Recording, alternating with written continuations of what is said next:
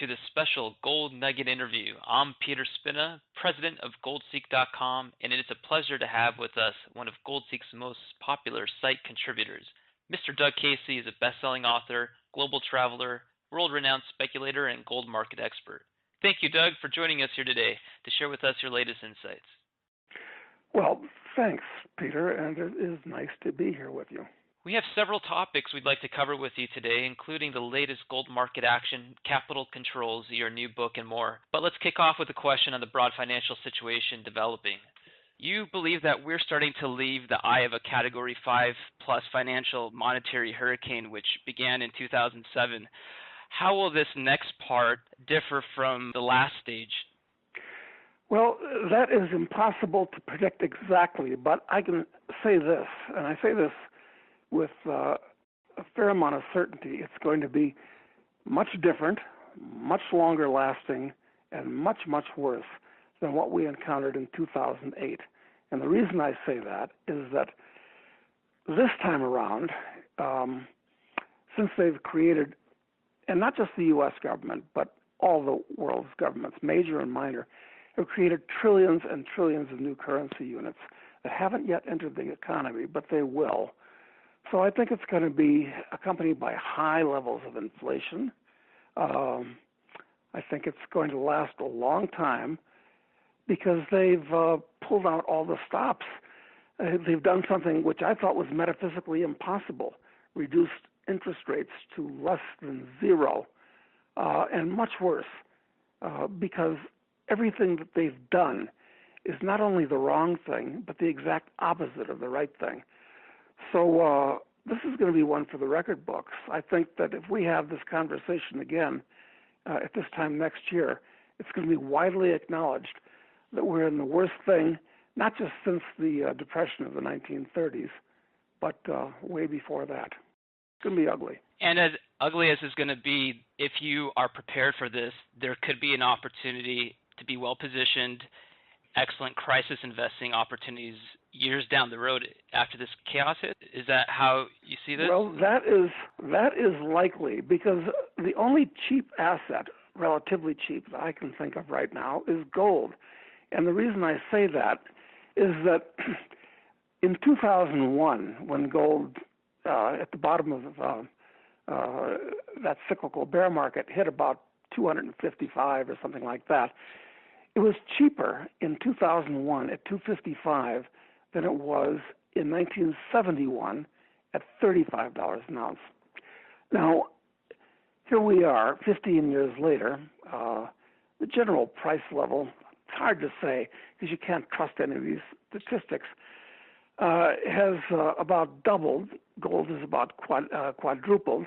But the world financial situation is so much more precarious that I think gold is almost as good a bargain now as it was in 1971 or 2001.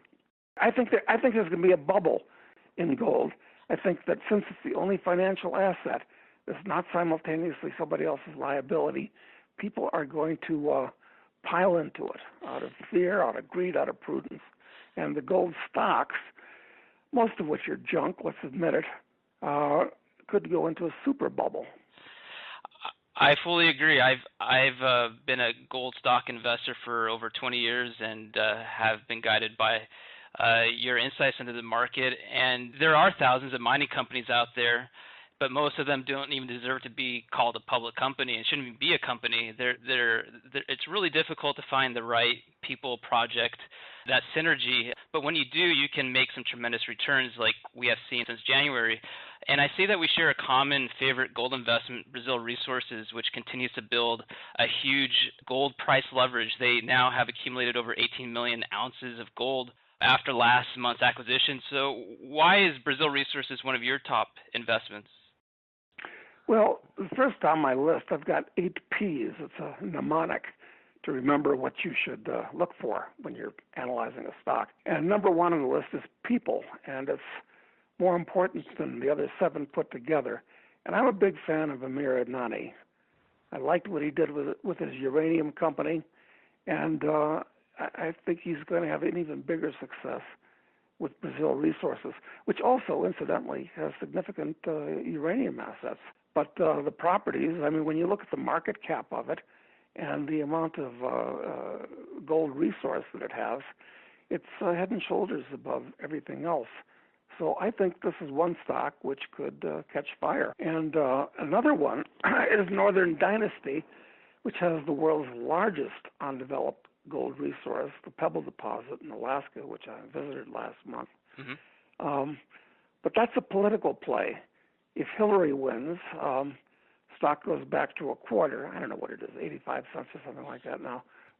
If Trump wins, it'll be developed, and it's a 10-to-1 shot. That is certainly a nice short-term speculation on politics, a huge risk-reward play, and we'll be watching that come early November. For gold investors seeking more stable locations in the Americas, Brazil Resources has assembled a portfolio of gold projects in not just Brazil, but in Alaska, and now adding millions of ounces in Colombia. So it gives it a well-diversified risk among already lower-risk political and environmental areas.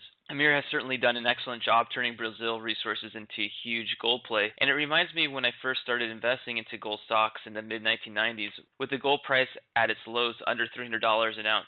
We had companies like Silver Standard, Seabridge Gold, Vista Gold. They were building up these huge portfolios in a depressed market, and Brazil's been doing that as well the last 5 years. What seems interesting now is in this cycle, you have Newmont, Barrick, these major gold miners, and they've been just plowing through their deposits. So with the sector not really doing all the exploration work and discovering and replacing these ounces, it seems like this is a kind of business model, these huge deposits, they're in an excellent position for this next part of the cycle.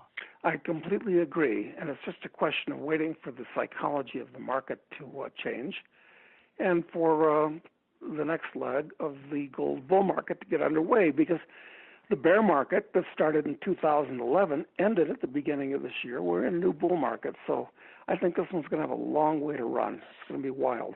So this is just the start. This pullback over the last weeks that we've seen in gold and the gold stocks, they've had a tremendous run, and it sounds like you believe it's just part of a pullback of a bigger developing bull market.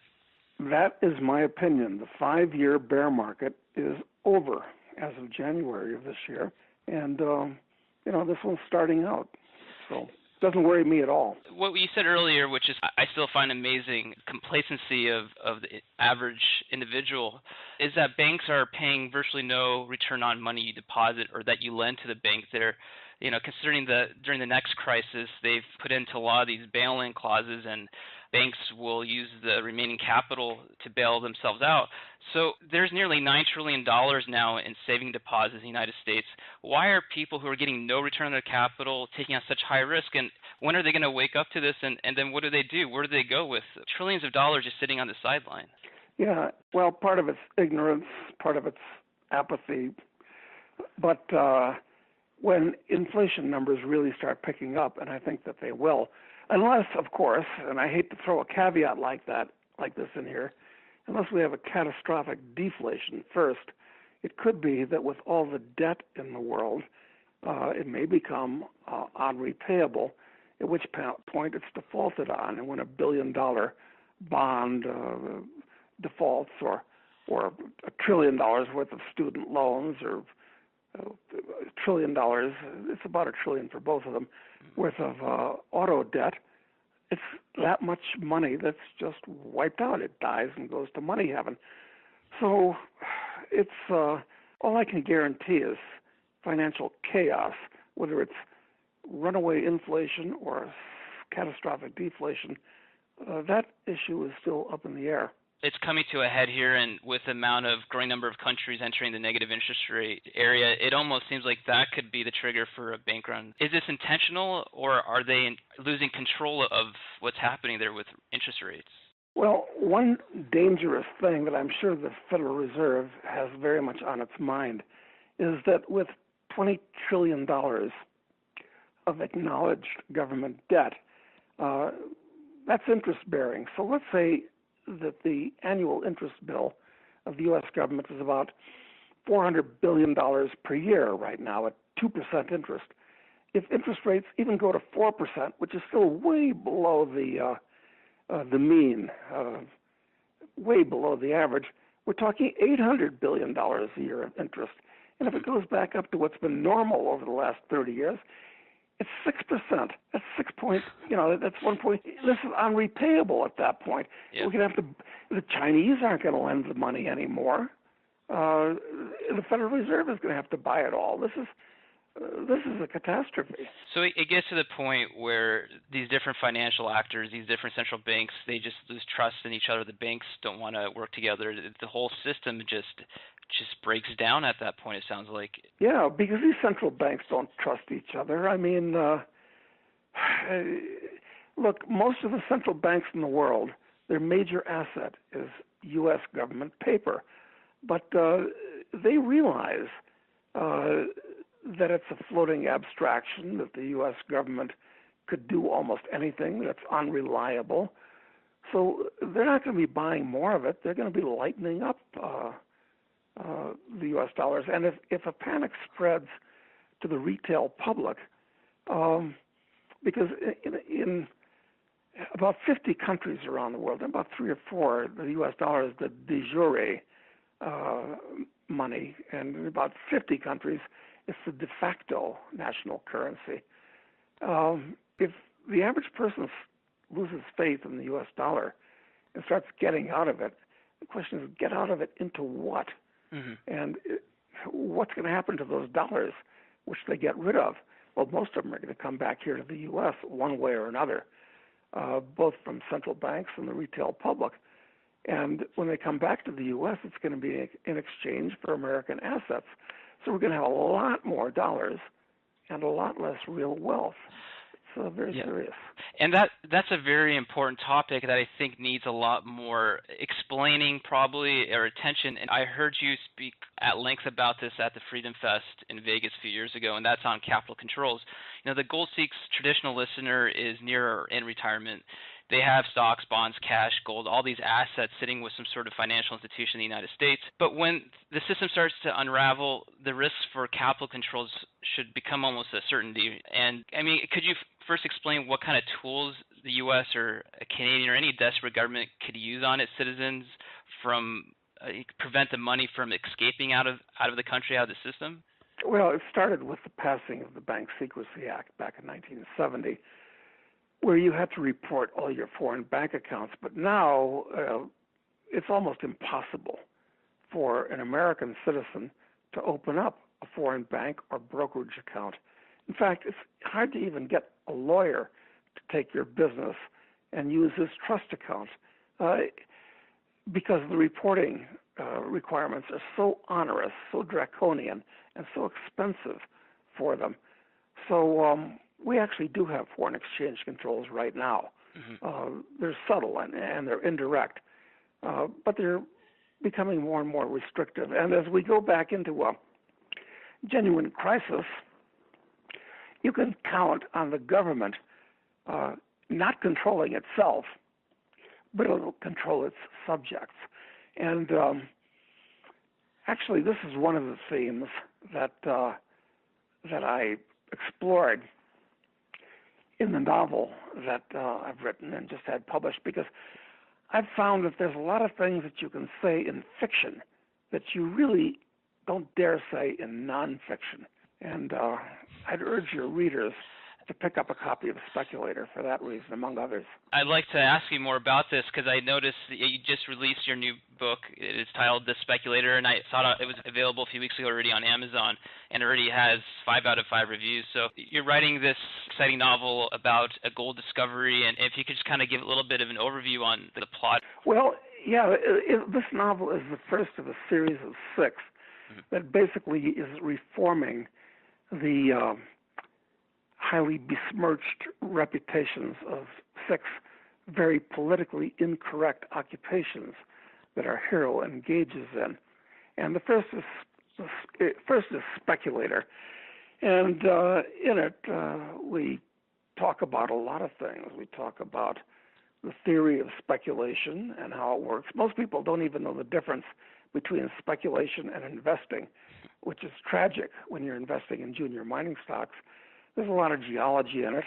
Geology is very boring if you read it in a textbook, but we have a lot of geology and mining stuff in the book that is candy-coated in an adventure novel. and it's all happens in Africa. And I'm a big fan of Africa as a place to make money, especially for younger people. I've heard you mention before also South America as other. Well, I spend probably 2/3 or 3/4 of the year in South America, in Argentina. Most of it at a development that I have in northwest Argentina, which it's quite luxurious. It's golf and polo and a world-class spa and gym and all kinds of things in the wine region up there. So I love South America. I love Argentina in particular. But Africa is where you should go if you're looking for financial action, because you always want to go. One thing a speculator always wants to do is go someplace where he's not on a level playing field. That's the enemy of speculators. You want to go someplace where you are on a playing field tilted radically in your direction. And that's what Africa's about. I mean, Americans all have the same, basically, education, background, way of thinking, financial situation, more or less. So when you stay in the United States, you're competing against millions and millions of people in your age cohort, whatever that may be. You go to Africa, and you're automatically way, way above everybody else. And they're all drawn to you because you're different, you're an outsider, you got things they don't. In 2 weeks, you can be sitting down with the president of almost any African country. And this is opportunity. That's why I placed the novel in Africa, because things can be done there that can't be done anywhere else in the world. Sounds like an exciting place to be, lots of opportunities and energy that just doesn't seem to exist like it used to in places like U.S. or Canada or elsewhere. Well, in Africa, there's going to be a huge amount of action in Africa in the future, because the population of the rest of the world is stable to dropping, dropping radically in some countries. And that trend is going to continue, incidentally. But in Africa, the population is going to double and double again during this century. And this is going to have a lot of consequences around the world. Africa is going to be the place you're going to hear about most in the news in the decades to come. To keep in touch with your latest market insights and follow your investing methods, listeners can go to kcresearch.com and follow your newsletters there. Is that correct? Yes, go to kcresearch.com. We have a lot of free publications, which are actually quite good. And also go to internationalman.com, where we have a lot of other excellent free blogs, really good actually. So those two. And International Man will help listeners learn more about positioning themselves, their assets themselves outside of the system to diversify their risks in that sense? Yes, exactly. So those are two websites that I think people ought to go to consistently. We have free newsletters that we'll mail out to people, which are quite good. But I really want to encourage people to go onto Amazon and pick up a copy of Speculator, because they're in for a real thrill, I think. Well, I agree. I will be on there in about 5-10 minutes ordering my own copy, and I look forward to reading it soon, and look forward to seeing you at the next conference, maybe in San Francisco or in Vancouver here in the next couple months. Actually, I'll be at both of them. Great. Well, I'll see you soon, Doug, and thank you for your time. I appreciate your insights, and we look forward to talking to you as things develop here. Thanks, Peter.